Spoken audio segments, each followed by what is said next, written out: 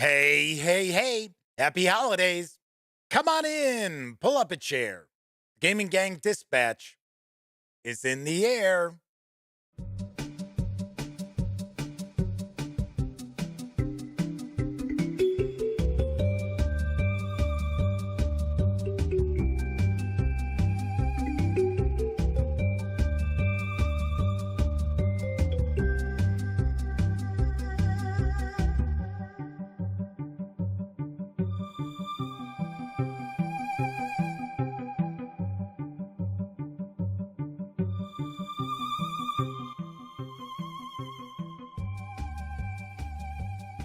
Howdy, howdy, howdy, gang, and happy Wednesday.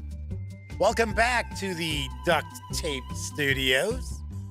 I'm Jeff McAleer, your host here at the Gaming Gang Dispatch, brought to you by, amazingly enough, thegaminggang.com, of which I happen to be the founder and editor in chief. So, welcome aboard. Tonight is Wednesday, December 14th, 2022. This is live stream 864. Should point out, if you're not familiar with this stream, super casual around here. Just talking about the latest in tabletop gaming news, and then we take a look at a game. And of course, tonight will be no different, as I am going to take a first look and page through Hard City from Osprey Games. So this is a crime noir role-playing game which has just arrived from Osprey Games. We'll be diving in to take a look at it in just a bit. So I should mention, if you're tuning in live because you want to check out Hard City, we do tackle the tabletop gaming news first around here. So it'll probably be about 35 minutes or so before we take a peek. So if you're watching live, relax, put your feet up, make yourself at home, get comfortable. But if you happen to be watching 30 minutes or more after this stream ends, then you can actually use the timestamps and jump ahead if you want to bypass the tabletop gaming news. But there's a lot of cool news. So I always recommend hang out, check out the news. But then again, some people just, they're impatient. They just, I want to see this right now. Of course, when you're not watching videos on the Gaming Gang channel, be sure to visit thegaminggang.com for all latest in tabletop gaming news, reviews, and a whole lot more that you won't find here on the YouTube channel. You know the drill. Get your geek on at thegaminggang.com. Lastly, this is live stream, so that means there is chat available, not on screen. One of the ways I keep some of the more unusual commenters at bay. Plus, you also have to be a subscriber to the channel for at least 48 hours before you can take part in chat. Yet another way that I keep some of the more unusual commenters at bay. But tonight, first out the gate is Coco B. Yes, Coco B is saying howdy. Doug Roberts is with us. Wancho Dumagold, taking a stab. I'm taking a stab. If I am close to that pronunciation, please let me know. Otherwise, I'll just say our friend from the Amazon is with us once again. Tessie Trekkie is here, as is the Motor City Madman. Yes, the Madman himself is with us tonight. He is also one of our chat moderators. So behave. Behave. You've been warned. You've been warned. You've been warned, Doug Roberts. Kidding. I tease Doug all the time because for some reason Doug thinks he gets in trouble in chat. And maybe he does. And it's when I'm, reading a news piece or something, he might be terrorizing everyone in chat, but I don't see it. So there. Boris is hanging out with us. It's been a while since we've seen Boris. Sweet. Very nice. Tessie Trekkie says, here's the watching the gaming gang on the beach at Noosa with an ice cold beer. Nice. Very cool. Very cool. I'll tell you what, if I were hanging out on some beach drinking cold beer, which I probably wouldn't drink beer, although I do like beer. Yes, if you ever run across me at any of the conventions at night, I'm usually out drinking beer or something else. Yeah, I don't know if I'd be watching the gaming gang. I got to be honest. I don't know if I would. So Coco B says, woot, they were first bonus experience points. Right. That's right. Flaming Heron's with us as well tonight. Another one of our chat moderators. So we are off and running. Very nice on our Wednesday evening. So before I dive on into the tabletop gaming news, once again, we are going to pop on in and check out what is today's surprise inside the Funko, the Office Advent Calendar. That's right. It is available for an MSRP of $60. Right now, I do see that Funko has it for $50, but you can also get it from NBC.com for $39.95.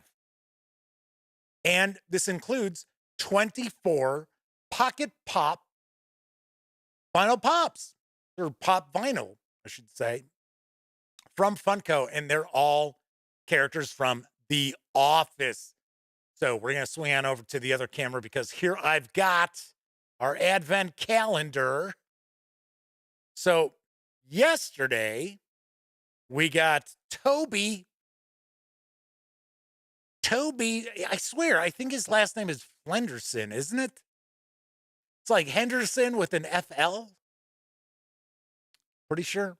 So, strangely enough, here's a little tidbit of trivia I'm not sure if you're aware of, but the actor who played Toby and the actress who plays Angela were actually a couple at one point, and they split up during the run of The Office.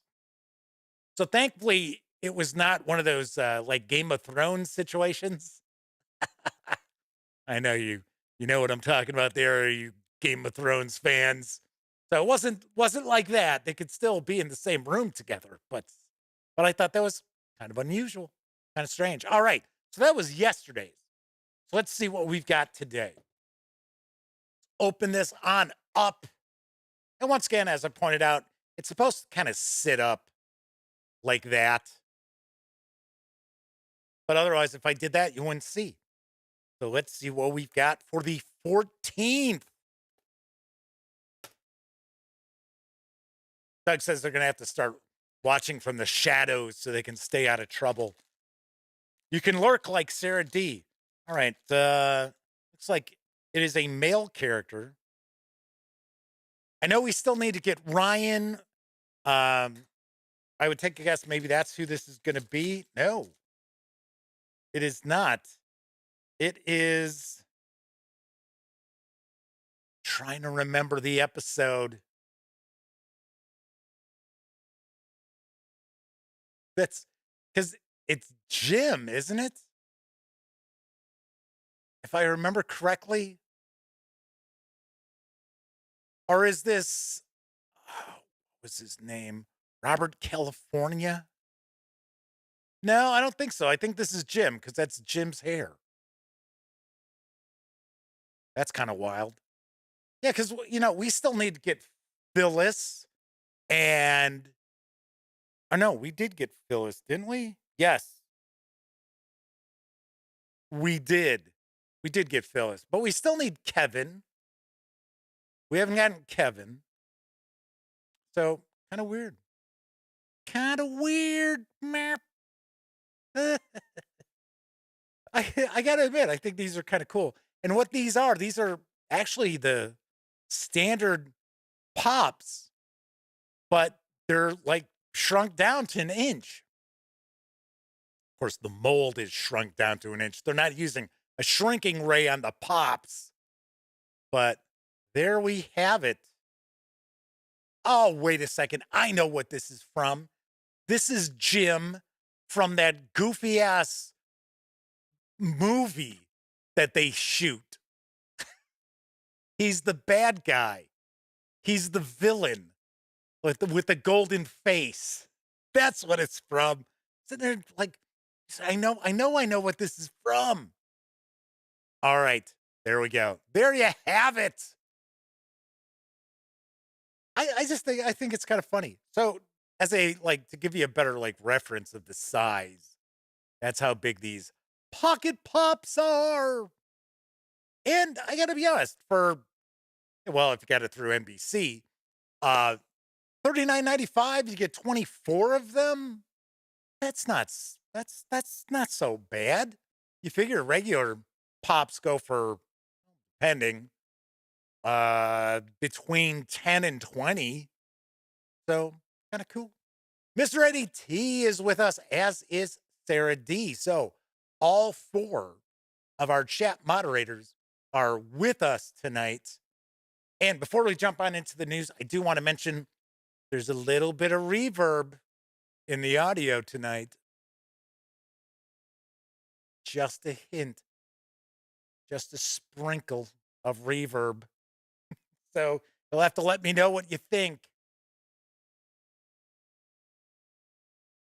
So let's jump on into the news, because making its way into stores is East India Companies from R&R Games. Here's the skinny. In the 18th and 19th centuries, shipping companies aimed to strengthen the trade between the West and the Far East that had begun in previous centuries. Tea, spices, coffee, and silk are commodities much consumed in Europe, and their buying and selling prices depend closely on supply and demand. Fortunes can be made and gambled depending on circumstances. In East India Companies, players manage a large shipping company that trades with far-flung trading posts in India.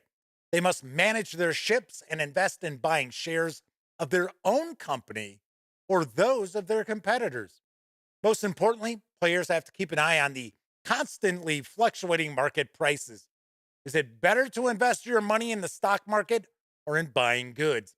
Do they prefer to use fast ships with low tonnage or slower ships with larger holds? Whatever the players choose, their strategies will influence those of their opponents. In East India Companies, you take the business of a trading company into your own hands. Expand wisely, build new ports, and buy new ships. If you are particularly cunning, I have a cunning plan, me lord. You can even profit from the growth of your opponents through skillful share trading, become the most successful company that has ever sailed the seas. East India Companies is for 2 to 4 players, ages 12 and up, plays in around 90 minutes, will carry an MSRP of $59.99. I gotta say, this looks pretty interesting. It's got a nice look to it. I dig economic trading games done well, especially those that have like a historical theme to them, which obviously this does. But got to be honest, I think I'll play Tom Hardy in this. I don't know if anybody's going to catch that reference, but that was an interesting show. So, who just said there's an echo in here? Oh, Mr. Eddie T. There's an echo. So are you saying that there's too much reverb? I don't know. I'm asking. That's why I said, let me know in chat how it sounds. So Kevin R. Smith is with us. Good to see you, Kevin. Asking, so you get to pick between the British and the Dutch? So Mr. AT says, no, it's fine. They were joking. Hey, I don't know. You got to remember, sometimes audio is different on your end than it is on my end. because of the stream. Just like the video, YouTube compresses the video. So even though it could be razor sharp on this end, not so much as far as the stream. And that's even with uploads as well. So Boris says, sounds fine. Excellent. Stray Kismet's with us in chat as well. Welcome aboard. Moving right along. Following a successful Kickstarter, the miniatures-driven board game Arceus will arrive in early 2023 from Ankama. And here's what I know. History is full of secrets. As they explore an ancient Egyptian tomb, a team of archaeologists and adventurers stumble upon a mystery that history forgot. To uncover the truth, they'll have to delve deeper and deeper in the pyramids, dodging deadly traps and fighting back swaths of monsters running after them. Has the old pharaoh placed a curse on this expedition? Should some secrets remain untold? This story is now yours to complete. Arceus, I think that's how it's pronounced, is a cooperative, story-driven campaign game with minis set among ancient Egyptian ruins. Each player takes control of an adventurer as they explore a modular board. Players have up to 2 actions per turn: search, move, assist an ally, or fight one of the numerous dangers waiting for them in the tombs. The results of their actions can be altered by the equipment and character upgrades they earn during the campaign. They can push their luck at the risk of being cursed or suffering lasting traumas from injuries. Each character has their own backpack to store their items and curses between adventures. Each scenario has objectives that the players will try to accomplish during the game to earn rewards in the form of key items and upgrades that influence later scenarios. It'll take a team of skilled players to reveal all of Arceus' secrets. Arceus is for 1 to 5 players, ages 10 and up, plays around 60 minutes.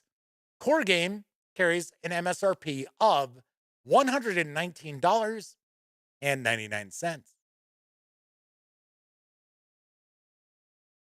So there's a few things that are kind of interesting about this. So if you are not familiar with Ankama, they're like an entertainment company.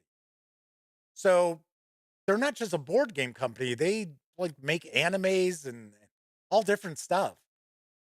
So that's kind of interesting. This also kind of has a setup like, I'm not sure if oh gosh, now I'm trying to remember the name of the game. From I think if I remember right, the company's called Brain Droppings or something like that. It's Ice Cool, where it's the penguins and you flick the penguins around and there's different rooms and they're boxes actually, but they all kind of fit inside each other. So I actually gave my copy away years ago. It's a fun game, but I mean, it's, a dexterity game. Now, this is not a dexterity game, but it looks as if you actually have various rooms to this pyramid that it's kind of set up the same way. And of course, this is miniatures driven. Looks like a lot of miniatures for $120. Essentially, I do understand there's some various different expansions that are going to be available as well. I think this is a Kickstarter that's run behind. So I gotta be honest, I'm not positive when in early 2023 this is going to come out. I gotta say, it does look pretty interesting. Sweet. Kathy Evans is with us in chat. Welcome, Kathy. Good to see you. Let's move on to some role-playing game news because right now, Troll Lord Games is offering a special holiday bundle through DriveThruRPG. And here's what you're going to find in the deal. You get the player's guide to Air Day for both 5e and Castles and Crusades. The world of Air Day spins upon an Earth-like axis of ancient civilizations where good and evil have struggled for countless years. There is the 5th edition adventure Giant's Rapture. Uric Gunshoff IV, Count of Cleves, is beset upon by powerful enemies. King to the north has laid waste to his holdings beyond the Tot River, and even now threatens the river castles. There's also the 5e adventure Verdant Rage. For many long years, the druid Argus has kept the forest of Everwood safe. His efforts have pitted him against foes great and small.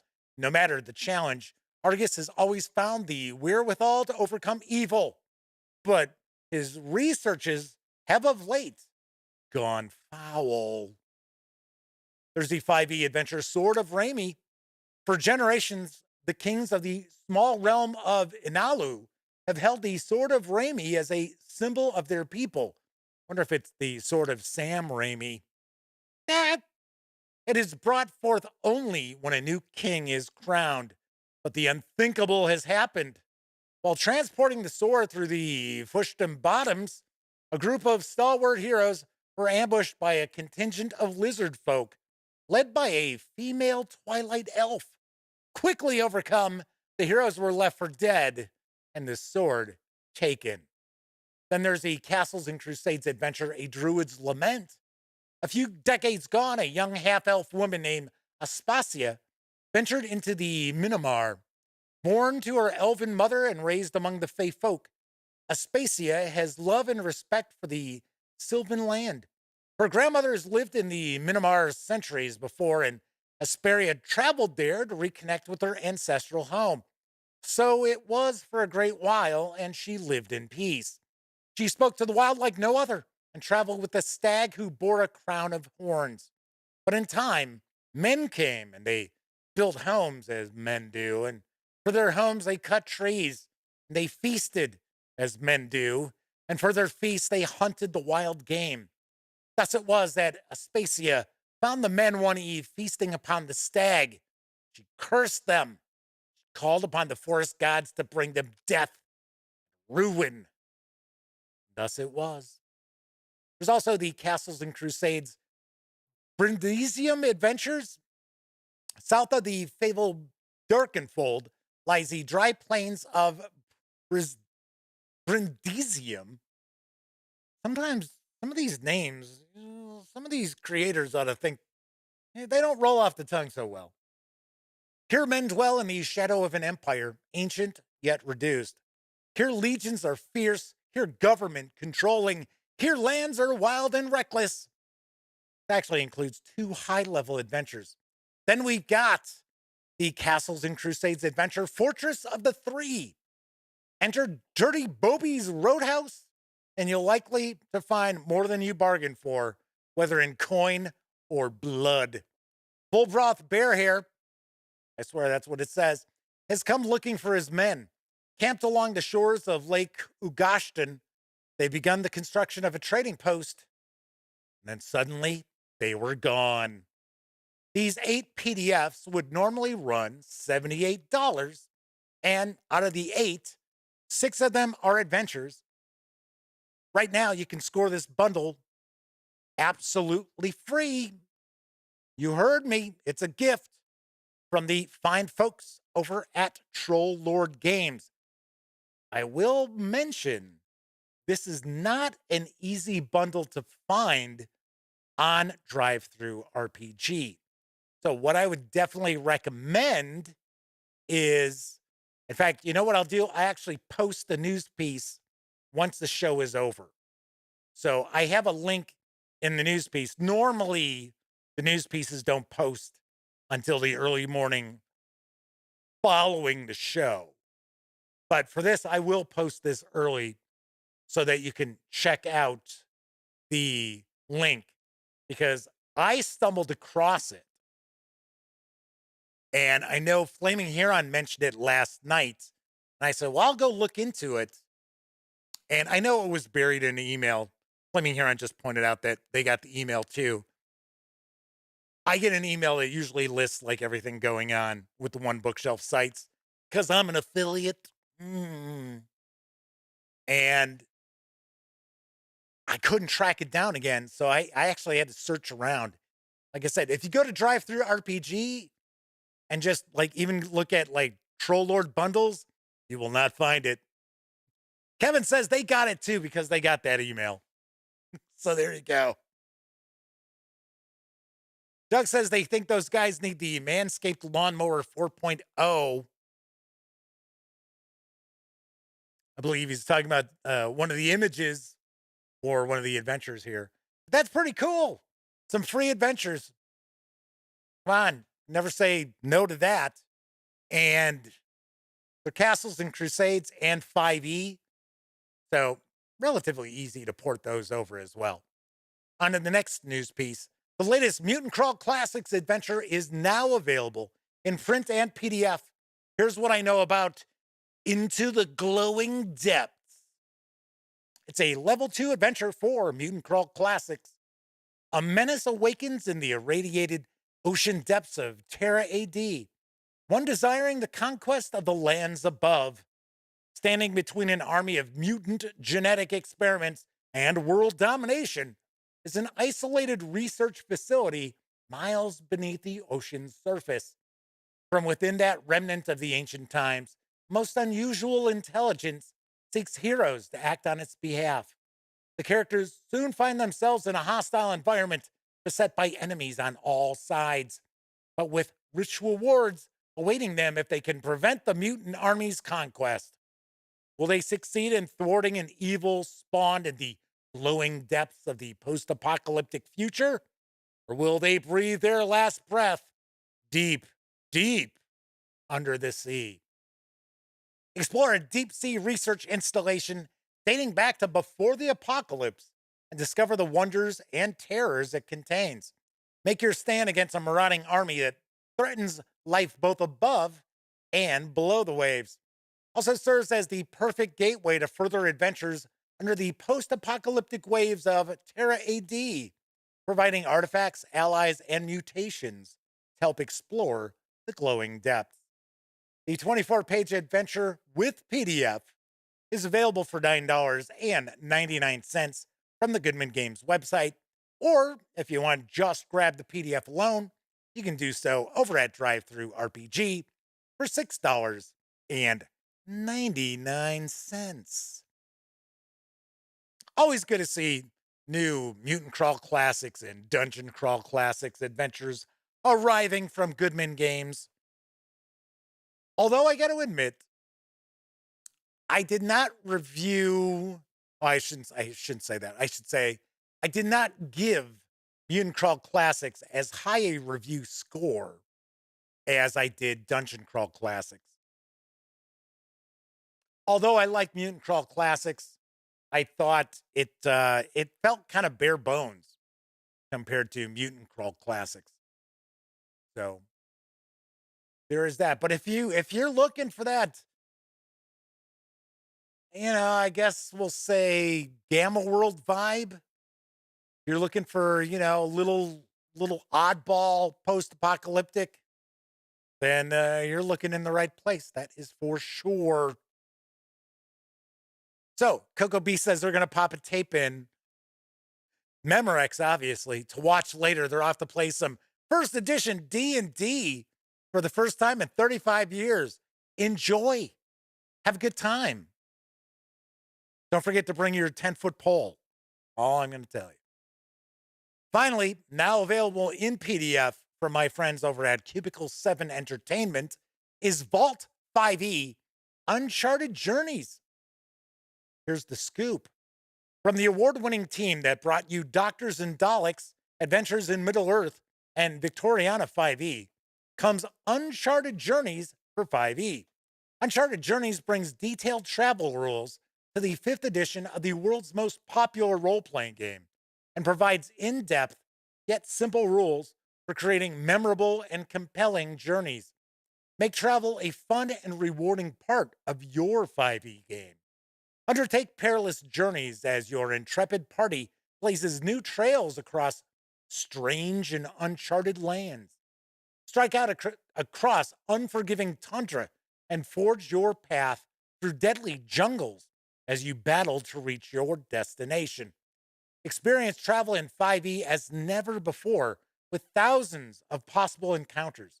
Meet strange and unforgettable characters along the road and uncover lost and forgotten ruins. Expand your 5e experience with new character abilities. Your journey starts here. Uncharted Journeys provides a wealth of information, rules, and encounters to make travel a key part of your 5e adventures. The book includes easy to understand rules for journeys and exploration. Set the route to your destination and determine how long and how dangerous the journey will be. Prepare by gathering supplies, securing mounts, and resting before the long road ahead. And finally, make the journey and experience strange and unique along the way and be forever changed by your experiences. There's rules for 4 key roles required for a successful journey: the outrider, the quartermaster, the sentry, and the leader. Each role has a unique ability that can be the difference between success and failure on the treacherous paths you travel. There's advice on which classes are best suited to which roles, as well as new rules for resting and recovering class abilities while on a long journey. New ways to create unique and interesting travelers you meet on the road. Where and when do you meet them? Are they friend or foe? Where are they going? Why are they traveling? What do they want? Why is the sky blue? Oh, okay, that last one's my question. Rules for creating countless ancient ruins that your party can discover. Who built them? How old are they? And who's going to lurk in there now? It is an archive containing forgotten elven lore. Or was it created by an ancient civilization for some sinister purpose? There are almost 2,000 journey encounters across 16 different regions, including huge cities teeming with people, thick jungle overrun by beasts, haunted lands ruled by a malicious vampire lord, and scorched hellscapes ruled by demons and monstrosities. It's also a custom character sheet and journey chronicle to keep a record of all your adventures. Right now, you can pre order the 294-page hardcover of Vault 5e Uncharted Journeys with an expected release in the third quarter of 2023. And you can pre order for $49.99. That does include the PDF, and you will get the PDF right now. The PDF is also available over at DriveThruRPG for $29.99.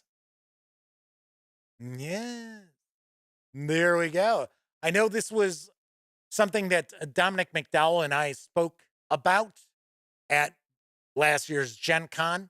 This is something that a lot of people are very, very interested in. Looks kind of cool. But the hardcover is not going to be out until summer of next year. I'm going to take a guess. We're looking at a Gen Con release. That is exactly what I'm thinking. But PDF is out now. And I will point out that normally with Cubicle 7 games, they do release their PDFs that still need a little more time in the oven. So there's that. Kabuki Kid is with us. Double K's in the house. MC is also hanging out, as is our friend from Taiwan. Chen is with us. Kabuki Kid says they're having a problem with the video quality dropping. I took a peek. We're showing no drop frames from the beginning of this stream, so I didn't know. So Kevin says they're not having that problem. Yeah, that's usually, as is being pointed out, MC is mentioning in chat, it's usually a connection issue. And yeah, when you're seeing drops in the frame rate, or just it goes from being 1080p to 360, yeah, it's usually the connection. And sometimes that is a YouTube thing. So keep that in mind as well. Kevin says, this sounds cool. They'd be interested in this, except for the fact that they don't have a 5e group anymore. Well, if you hadn't murdered them, Kevin, you still would. I know that didn't really happen. I'm throwing that out. Anybody else I missed popping into chat? I don't think so. I do not think so. Gotta say, the artwork to this looks pretty cool. Looks pretty cool. I'm sure at some point I will be getting the PDF to take a peek at this. So, pretty sweet. All right, that is it for the news tonight.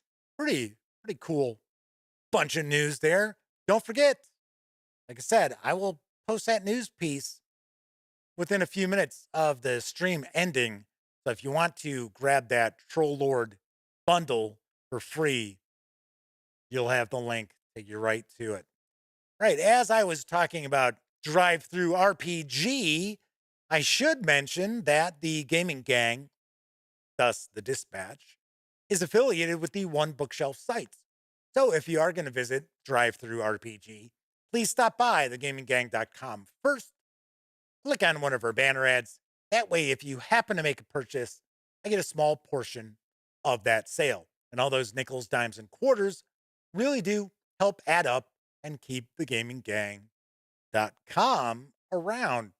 Also, if you like this video, if you dig the channel, if you feel thegaminggang.com is a valuable resource, hell, if you just like what we do, you can always stop by paypal.me/thegaminggang and making a small donation. As some of you all do. Much appreciated. Yes, I'm looking at you, the madman. No, actually, I'm looking at the camera lens, but you know what I mean. And Joshua Edwards also recently made a donation, and they were not small donations either. Thank you very much. So much appreciated for those of you out there who either or and use the banner ads and the paypal.me. Thank you very kindly. Sweet. All right. So we're going to be jumping into Hard City in just a few moments, but there were a couple of things I did want to mention. First off, people are kind of curious about my thoughts about what the CEO of Wizards of the Coast just recently said about D&D not being monetized well enough. And I think I'm actually going to share a video. I think I might put together, like a 10-minute video tomorrow and toss it on out there. And to be honest, I think a lot of people are not going to like what I've got to say. So, because it probably goes against what a lot of the hand wringers out there are crying about. So, but sometimes, people need to, be shake them and give them a smack upside the head, wake them up. And I'm not talking about doing that to people from WotC. But here's the weird thing. The CEO's name is Cynthia Williams.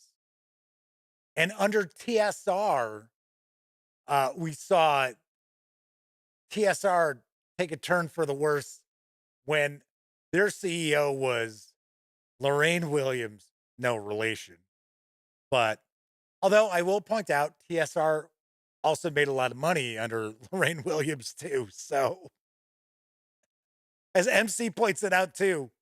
So there you go. MC says, breaking news. Corporate executives want to make more money. Film 11. Wancho says, coming soon, Disney and Dragons. So Kevin says, oddly, the CEO's observations echo some stuff Stephen from Roll for Combat's been saying. WotC wants to get D&D players spending as much money per person as Magic players. Kevin says TSR did not make as much money as Lorraine Williams claimed, though. Yeah, I find it also kind of interesting how she refuses to be interviewed. like, come on. I mean, it's all in the past.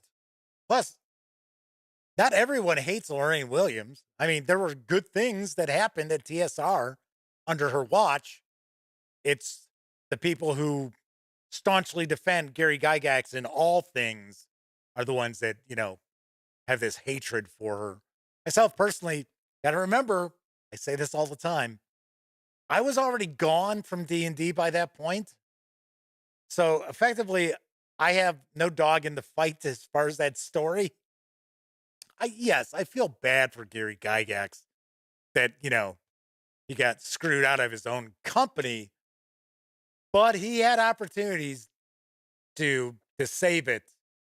He just wasn't paying attention. So anyway, Kabuki Kid says, can't expect all players to pump money into the game. I'm going to talk about that.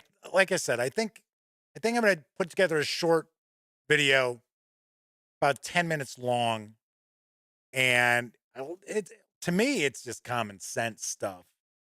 But I don't know. For other people, who knows? So MC says, let's not forget Gary screwed Dave Arneson out of his rightful share. Gary was no saint. Neither was Dave Arneson. So,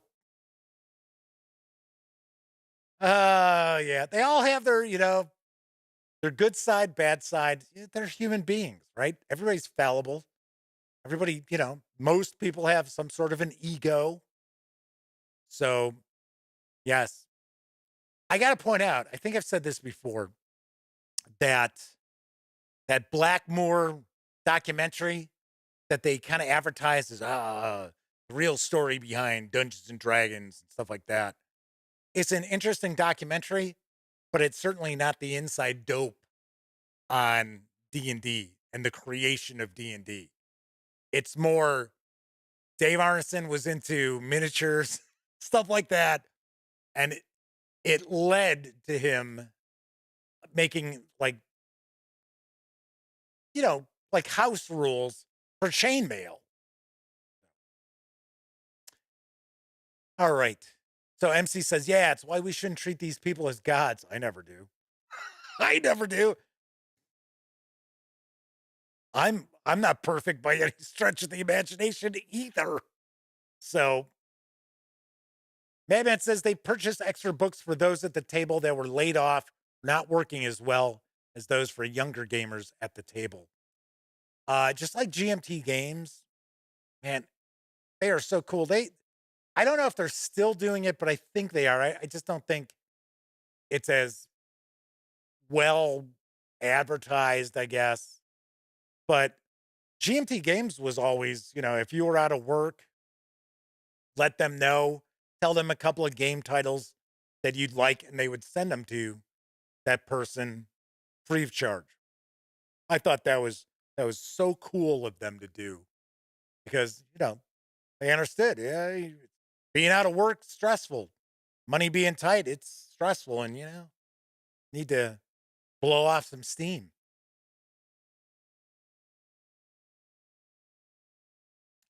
Flaming Heron says the madman happily bought PDF copies of core books and printed them off for people.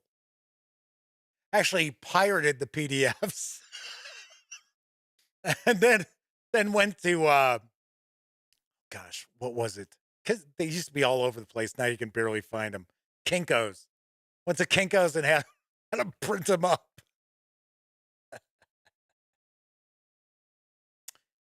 So Kabuki Kid's pointing out there are people out there who play D&D who just will buy everything. Yeah. And here's the interesting thing too, is that like my Dungeons and Dragons coverage does not pull in the views that it once did. So, I mean, it used to be a book would come out and I could bank on between the first look and the review, 10,000 views. Easy. Sometimes way more than that. Nowadays, combined, it's about 5,000.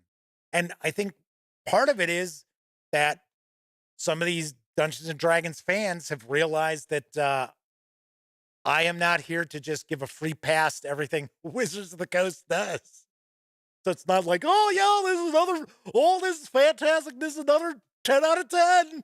10 out of 10, everybody. This is so good. So. Flaming Shirt said, never said multiple copies, Jeff. The people still have to share. Badman says, sometimes life throws a wrench in the mix and gaming helps you get away from that stress for a few hours. Sometimes you get a wrench.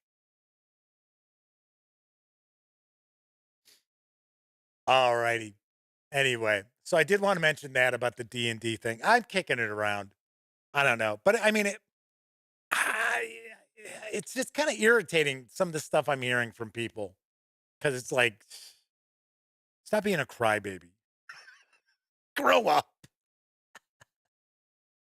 Okay, other thing I wanted to point out is that we're going to take a look at Hard City. I do not have a PDF of Hard City to give away. Sorry, gang, I don't. So, what I am going to do is, you may recall if you were watching last night, I was talking about how you would see my review of the Blade Runner, the role-playing game core rules, which has been on YouTube for hours processing. Hopefully it's done by the time this show is over so I can actually post it. But I'm going to give away a copy of the core rules in PDF. Same deal as with the starter set. All you got to do, be a subscriber to the channel. Please give the review video a thumbs up. Comment on the review video. Don't have to write a novel or novella, but leave a comment. I'm not even going to tell you, hey, you got to come up with an answer to a question. Just leave a pleasant comment and you're in the running, and I will reveal the winner on Tuesday's live stream. So you may recall, same thing's going on with the starter set PDF, and I will announce the winner on Monday for that. So yes, unfortunately, I don't have Hard City to give away, but I will give away a copy of Blade Runner, the role-playing game. And keep in mind, only people who watch this show are going to know about the contest. Trying to give stuff to the regulars, what can I tell you? All right.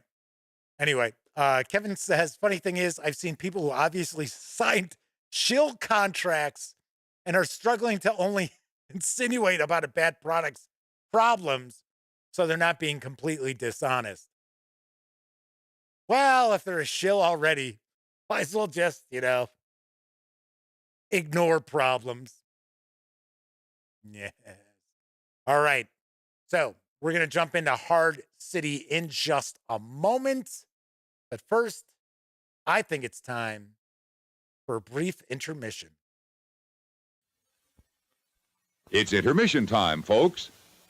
Time out for a delicious snack in our sparkling refreshment building. Every item a fresh, appetizing taste treat. Radio Shack makes Christmas dreams come true. This mini phone you gave me will sure be great for the den. Super small size, push-button dial with a memory button that automatically redials busy numbers. An extra long 16-foot cord. And it hangs up when you put it down on any flat surface. Besides, we save even more when we own our own phone instead of renting it. And it's on sale for $39.88. Honey, I should have gotten you one for the kitchen. Well, you did. Built and sold only by Radio Shack, your Christmas electronics store. There's a place in town that has 12 terrific glasses for the 12 days of Christmas. And every time you buy a medium-sized Pepsi for only 59 cents, you get to keep the glass it comes in. And here's the nicest part of the whole offer. There are only 2 glasses every week, so you have to keep coming back to get the whole set. And you know why that's so nice? Because the place you have to keep coming back to is Taco Bell. I have a hunch I'm being followed. Have you started drinking Wilkins Instant Coffee? No. How? I have a hunch you'd better start.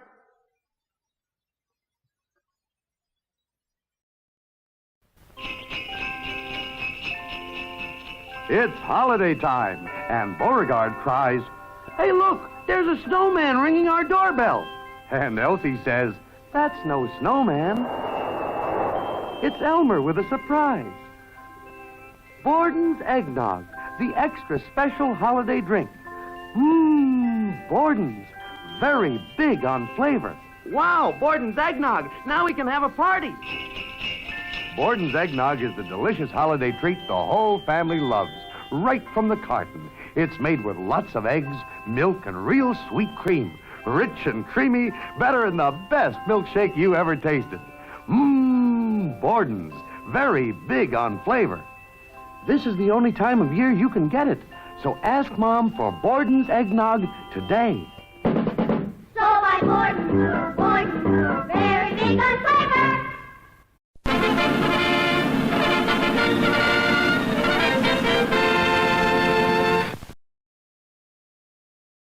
What was with that little boy's manic look?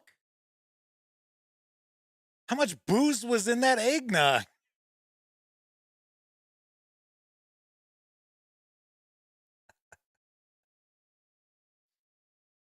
Crazy. Crazy.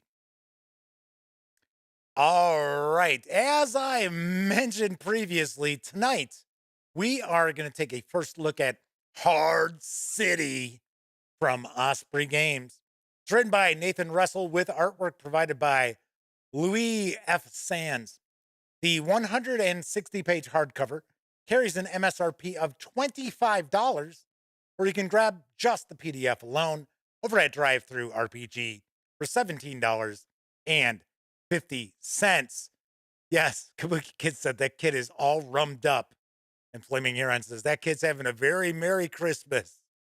Yes, as long as he doesn't murder anyone.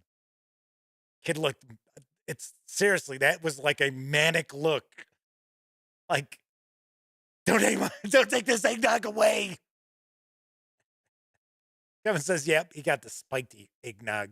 Right, let's swing on over to the other camera because here I've got Hard City. Trouble around every corner, a secret on every lip, a gun in every pocket. Danger is never far away in the Hard City. Sounds like the title of a porn. Gotta be honest. Hard City starring, I don't know. All right. Although I have to, all right. So before we jump in, so we used to joke around. We were like, I don't know, teenagers, early 20s, whatever. Just kid around what our porn star name was. I always just joke around. It was Jack Mehoff.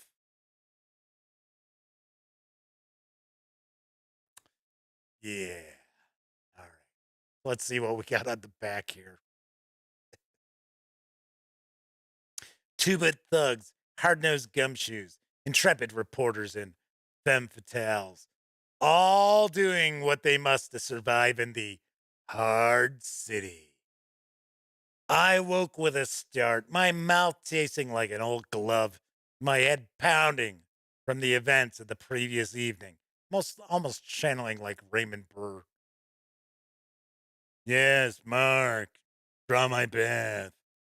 I wasn't sure if it was the beating from Benny's Boys or the half bottle of whiskey that had done the most damage. Hard City is a role-playing game of mystery and hard-boiled action in a city that never sleeps.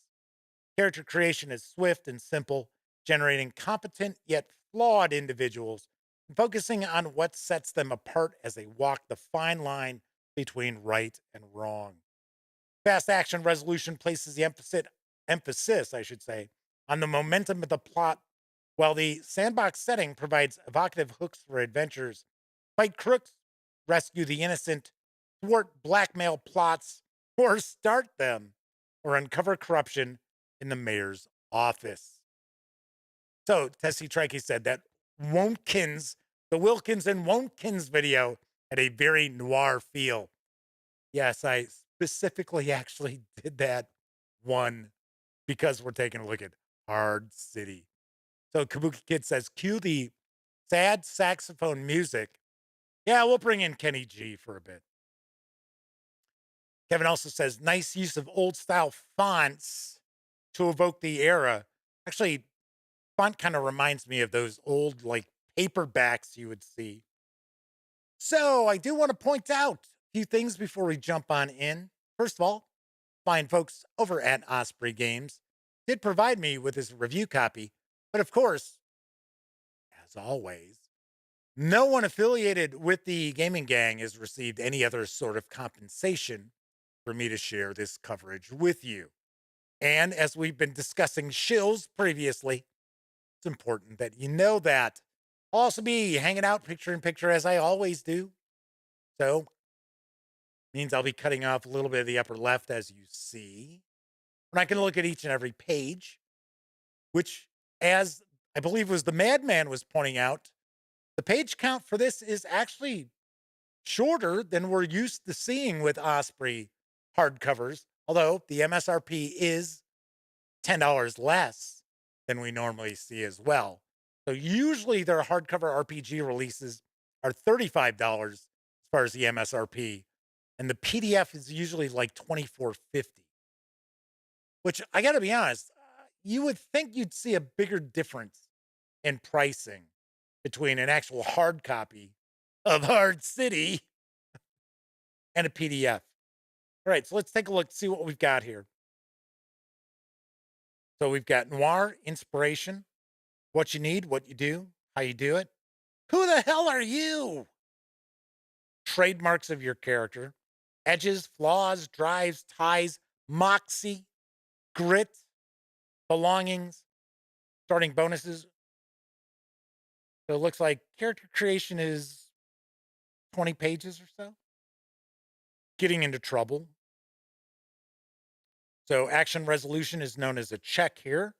Consequences, conditions and injuries. Your moxie. Oh, there's quite a lot in here. Hitting the mean streets. The city. So looks like it's supposed to be 1946. Cool. Game master advice, threats. See, and the funny thing is, if I was able to give away a PDF, I would have asked that people share their favorite noir film. So, anywho, so welcome to the city. Oh, that font's pretty small there. Was the mayor a woman? In 1946? And no, I'm not being sexist. I'm just like, wait a second. Were there any women mayors in 1946?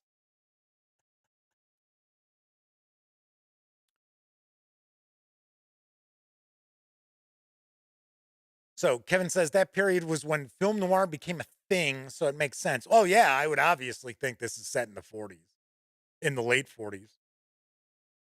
So, the postman always rings twice. Film noir grew to prominence in the 1940s and 50s, identifiable by its distinctive use of lighting and deep shadows, disconcerting camera angles, and increasingly risque and convoluted plots. The core features of noir are found in all manner of movies of the period, including dramas, Citizen Kane. I don't know how much noir we've got in Citizen Kane. Maybe the cinematography a little bit. And comedies, Sunset Boulevard. Sunset Boulevard. That's considered a comedy? But are most closely associated with crime and detective stories. The Big Sleep, Double Indemnity, and The Maltese Falcon are iconic examples of film noir. I don't know. I got to be honest. I don't know if I would consider The Maltese Falcon noir. It's got certain elements, but to me, The Maltese Falcon is still fairly traditional Hollywood film. I think it's a little early to be considered noir too.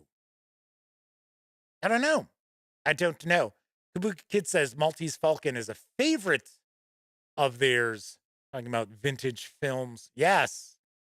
The stuff that dreams are made of.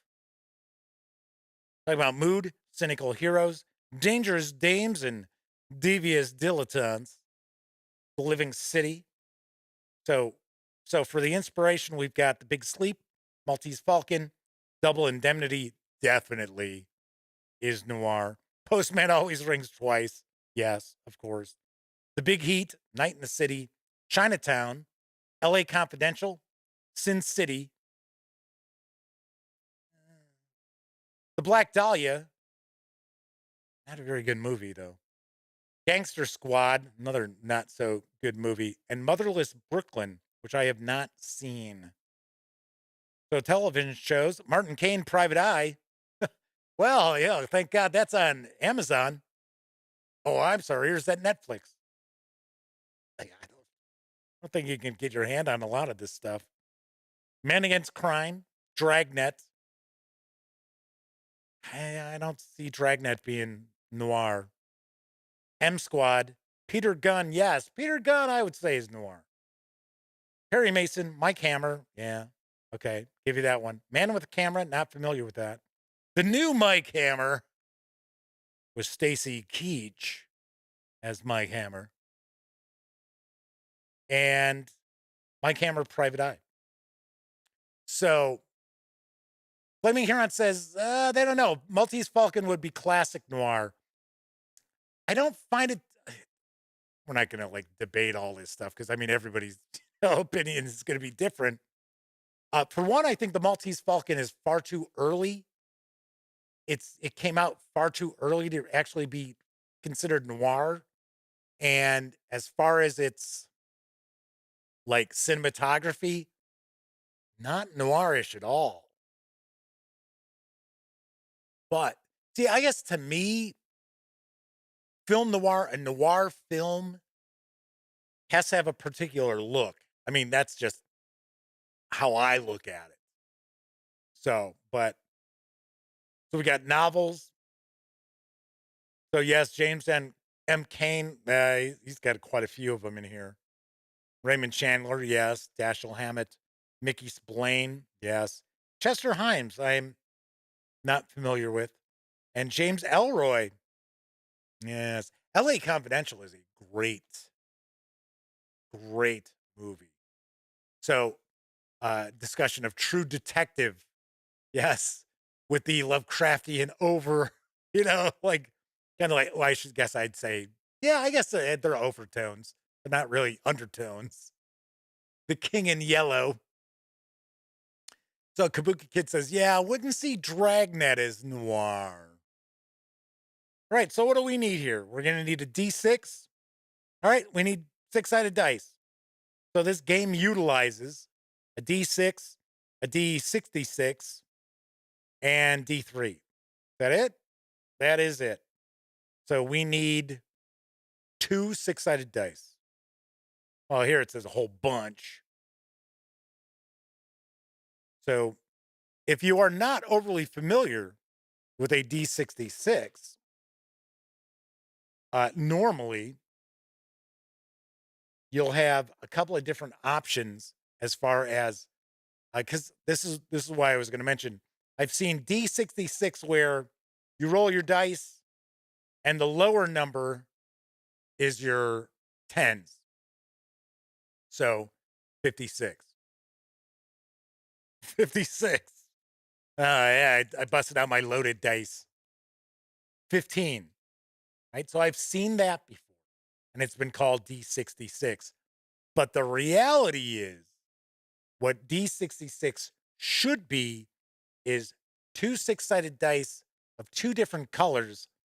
One is the tens, the other is the single digits. So I'm kind of curious, which of these are they looking at? So Kabuki Kid says, is that seriously how you roll D66? No, what I'm saying is I've seen both. In rule sets, I have seen both referred to as being D66, but the way that I had always really thought it was, and I've seen more stuff, which would be a D66, because if you're rolling it and you're taking the lowest number first, you're not really looking at 66 possible outcomes. But yeah, normally it'd be one color and another color, and you're like, oh yeah, okay, red is the tens. So Kabuki Kids is weird. They're ignorant to this D66 thing. So no Linquister is with us. Good to see you. Thanks for popping back in and visiting with us. Says in the first version, you can never roll a 61. I know. I get it. What I'm saying is I have heard that referred to as a D66. I'm pointing out that it's not. So, as I've said, I have seen it in some games. This is, over the decades where it's like, oh, roll a D66 and the first or the lower number is your first digit. And like, what? So, yeah. So, Flaming Heron's saying, yeah, it's two different colors. Exactly. Just like you would like a D100. I mean, personally, I am not a fan of that die. I'm not a fan of the tens die for percentile dice. So I always have two different 10-sided colors. So yes, Kevin points out, yes, you would never roll a 62, 63, 64, or 65 that way. All right, so what do? Most of the players will portray tough guys and gals hitting the mean streets of the city. One person will act as the game master, the person who concocts twisted plots and facilitates play. All right, so it's kind of discussing, what is a role-playing game there. So your characters, visualize your character, choose or create 3 trademarks, choose 5 edges, choose 2 flaws, choose 1 drive, choose 2 ties. So I'll take a solid and a stripe. So give your character bonus edge, moxie, or grit. Choose your belongings and round out your character. So it appears we do not have attributes. Looks like we have trademarks. Who the hell are you? While many noir films and detective novels focus on a single protagonist, you're probably going to have a group of capable investigators. I would think this looks like this is probably a game that would be well suited for one-on-one gameplay. Speaking of one-on-one gameplay, I mentioned in both my Blade Runner reviews that I personally feel that that is a perfect game for one player, one game master, or 2 players and 1 game master. So we have different types. So basically, different archetypes here. The goon, you dealt in violence and intimidation. This is your past. Perhaps you are a professional fighter, a street thug, or a gang enforcer. Yeah, I'm an ex-boxer with a cauliflower ear. So you have intimidate, brawl, dodge, take a hit, underworld contacts, break stuff. I guess these are your trademarks. Stare down. And then I guess your flaws. Mean streak, weak-willed, soft-hearted, or wanted. These are, your options, your choices. You're not getting them all. Because it'd be like, okay, so how could you have a mean streak and be soft-hearted? That'd be a little odd. We got a few of these. Actually, quite a few of them. Hey, where's my skill list? Hard City does not have a definitive list of traits or detailed explanation of what each does. They are prompts to inspire action, and you should interpret them through the lens of your character. Interesting. So we got a bunch of different perks, such as Femme Fatale, huge, you're big, really big. Infamous, marksman, tough as nails. So trademarks, traits, edges, and tags. So edges are specific advantages, skills, or benefits associated with or derived from a trademark. They often represent a focus, interest, specialization, or talent related to the broader concept. This looks very interesting, gang. I gotta say, I uh I might be reading through this tonight, getting a review out pretty quick because this is looking very interesting. So we've got drives, we've got ties, ties with people and places. Blank and I both hate the mayor. I met Blank while investigating Oracle Pictures. Hey, you get to play a little Match Game 78. Yeah, that's another one of those references that just gonna float out there above many heads. People are gonna be like, "Oh, what is that?" Right, rounding out your character. So we've got names. Here's our D66. So that is the traditional D66. So they are using the regular D66. Sweet. Okay. Getting into trouble. So what I'm curious about is how do you resolve action? So checks. When you need to know if a character successfully breaks into a warehouse, survives a beatdown, finds a clue in the library archives, or does some other cool thing, make a check. And that would be you're going to take a pool of action dice and danger dice, which are normal six-sided dice in two different colors. Tell everyone what your character is doing, describe their action, what they want to achieve, and how your character is going about it. Create a dice pool. Start with one action die. Add further action dice and danger dice based on the situation and action. Anyone can make suggestions, but the game master has final say. Roll all dice. Each danger die cancels out a matching action die. Discard both. Find your highest remaining action die. This is your result. Huh.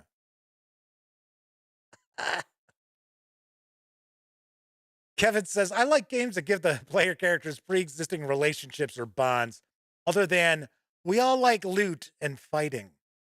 I ran a fantasy role-playing game. I started a campaign out where all of the player characters were like in their late teens and they were in an orphanage and they were actually uh, going to this fair to sell all these various different things that the orphanage produced. And it was kind of like how they like move into adulthood and leave the orphanage. Like if you were tasked with going to this fair, well, now you're an adult and this is going to be the last thing. You're going to be on your own. And stuff happened and they ended up overstaying their, I shouldn't say overstaying their welcome. They stayed at the fair too long. And in the meantime, these goblins attacked the orphanage and killed everyone. So it was one of these, they come back to the orphanage and it's like, oh, Uncle Owen, Aunt Beru. I had to laugh because the players were like, oh my God. And of course they felt totally guilty because they it got tied up at the fair and they didn't leave when they were supposed to. They stayed more days. So yeah, I always try to have something for the player characters that ties them together as opposed to, well, you're sitting in this tavern. So the check results, a 6 is a success, 4 or 5 is partial success, 3 or less is failure. And it says botch. If after removing all danger dice, all the action dice show ones, or there are no action dice remaining at all, you've critically failed. Things have gone very, very wrong. The consequences will be dire. So it also says the GM's not rolling dice. Okay, so here it's telling us, well, we add an action die for and add a danger die for. So what I'm kind of curious about is that it's saying that each danger die cancels out a matching action die. So are they saying a matching action die of a roll? Because if your action dice and danger dice are equal, wouldn't that make them all cancel out? So that's a botch. Kind of curious. Kind of curious. Stray Kismet points out in Traveler, you get rewards for having history with other players. Yes. And especially in the Mongoose second edition Traveler, there's a lot of goodies that you can get if you include the other players in your character history. Talking about boons, botches, the big sleep. A character can only take so much harm before they succumb to their wounds. If a character cannot record harm because they already have their maximum number of injuries, they begin dying. Dying character can do nothing beyond moan or crawl a few feet and will die in D3 plus 3 turns. They do not receive aid. This does not have to be a check. Just another character attending to their wounds and demanding they just keep fighting a little longer. Because if a dying character suffers another injury, they die instantly. It's cinematic healing. Hitting the mean streets. Not a ton of artwork, but that's okay. Interrogating, arguing.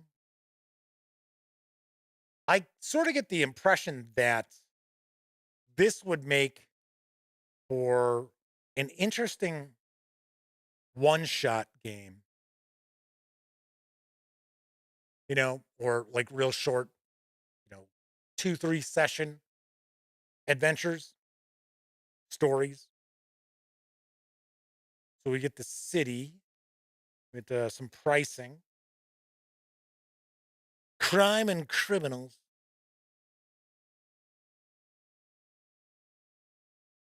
So Flaming Heron says maybe. Oh yes, they were talking about. Flaming Heron says they kind of force their players to have a connection. Otherwise, all you get is players thinking for themselves. Thankfully, I've been lucky in all the years I've been running games, because you also have to keep in mind that if I counted all the different players that have been part of my role playing groups, probably looking at like 25 people. So I haven't had to deal with a ton of, 25 people is a lot of personalities there, but I've been lucky where they've all pretty much worked together. Every once in a while, I've had a couple of players who, they needed the spotlight to be on them a little more than everybody else, kind of thing. But one of the players, I kind of chalked that up to their age, because they were relatively young. Right. So we've got different cases. Got a case generator. Game master advice. So talking about character creation, getting the most out of scenes, mastering investigations. Kind of reminds me of the Blade Runner role-playing game reviews, where if you have checked out at least the starter set, I point out Free League Publishing talks about how, this is a perfect role-playing game. You're for, first timers, people who are completely new to the hobby. And I'm sort of like, I don't think so, because it's an investigative game, which is not simple to run, even as an experienced game master. So we've got our threats. And take guesses. It's going to be different NPCs. Yep. Get some example threats. Actor. wannabe movie star, or a bona fide celebrity. The butler, well, the butler did it. That's all that matters. Different environments. So we get a case. So we get an example case here. And it looks like this is another role-playing game that is based on scenes.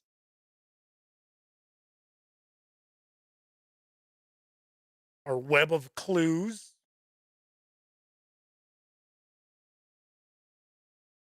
Our different threats. Oh, so it looks like we get a couple of cases. Yep. We had 2 cases, then we wrap up with a character sheet. And the credits. Interesting. All right, very cool. That is Hard City. And of course, I will have a review of Hard City in the near future, maybe even a little sooner than you would think, because this is intriguing. It looks different. I'm always attracted to checking things out that have a bit of a different vibe and different approach, especially mechanically as well. This is available now. It is 160-page hardcover. You can grab it for an MSRP of $25 or grab just the PDF alone over at DriveThruRPG for $17.50. Very cool. Very nice. Sweet. All righty. Another near hour and a half show. I haven't been like in a big hurry, like during shows this week. It's just kind of like, yeah, we run 90 minutes. It's fine. Yeah, it's all right. Wancho said, quite short, doesn't seem to have any action. Well, you got to remember, I'm not showing you each and every page. And it looked like the action resolution was relatively straightforward. But it is very possible that I just skipped past like the combat and things like that, because I was skipping, 3-4 pages at a time there as well.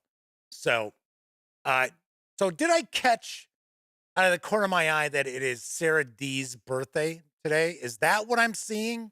Is that what I noticed? Because I know it's somebody's birthday out there. So, the Flaming Heron says, happy birthday to you in their best Jeff voice. Yes, Mr. Eddie T says, yes, it is. Well, very happy birthday to Sarah D out there. I think she's 23 today is what the rumor was, but once again, I'm not sure about that. Anywho, so don't forget, if you want to get into the running to check out the PDF of the core rules for Blade Runner, the role-playing game, be sure to check out my review. It will be live a little later on tonight. So if you want to pop in tomorrow and check it out, what have you. It's only been like processing for like 8 hours on YouTube today. So anyway, all right. So next Monday's show, I believe, I'm pretty sure we'll dive on into Lawson Seasons of Mystery from Free League Publishing. Yes. So, yeah, Man's like, 23? My son is 22. I'm just making this stuff up. Yeah, Oh, look at this. Mr. Eddie T's ratting her out.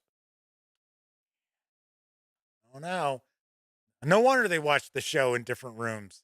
Like, how dare you give my age out? I ought to smack you. Doug says, I was 23 once. Yeah, me too. 32 years ago. It's like, yikes. Anyway, so we will be taking a look at this on Monday's show. The rest of the week, I don't know. I've got some other stuff floating around. We'll see what pops in. I've got the Jackals expansion, the supplement that just came out. maybe take a peek at that next week as well. We'll find out. We'll see what's going on. I know there's some stuff in transit as well. All right, that is it for this time out. If you like this video, by all means, please give it a quick thumbs up. Subscribe to the Gaming Gang channel if you haven't already, and if you do subscribe, ding that bell. I'll not only let you know when the Dispatch streams live Monday, Tuesday, and Wednesday evenings at 7 p.m. Central. I'll also let you know when I upload other videos, standalone videos, such as, I don't know, my review of the Blade Runner role-playing game core rules. And of course, when you're not watching videos on the Gaming Gang channel, be sure to visit gaminggang.com for all latest in tabletop gaming news, reviews, and a whole lot more that you won't find here on the YouTube channel. It's like I mentioned that Troll Lord Games bundle. That news piece will be up in probably about 10 minutes or so, just so you know. All righty then. So if you are watching live, thank you very kindly. Always appreciate you keeping me company. If you took part in chat, yes, those are bonus experience points for you, because not only do you get to keep me company, you keep each other company and entertained. So that helps. But of course, I know a lot of you out there, you don't have an opportunity to watch live. Doesn't matter if you're watching live or on Memorex. I really do appreciate each and every one of you taking time out to watch any of the videos here on the Gaming Gang channel. Right? Everybody enjoy the rest of your morning, afternoon, evening, whatever time of day it is in your neck of the woods. I will see you next week. And here's hoping each and every one of you gets to enjoy plenty of great gaming with your gang. And now, folks, it's time to say goodnight. We sincerely appreciate your patronage and hope we've succeeded in bringing you an enjoyable evening of entertainment. Please drive home carefully and come back again soon. Good night.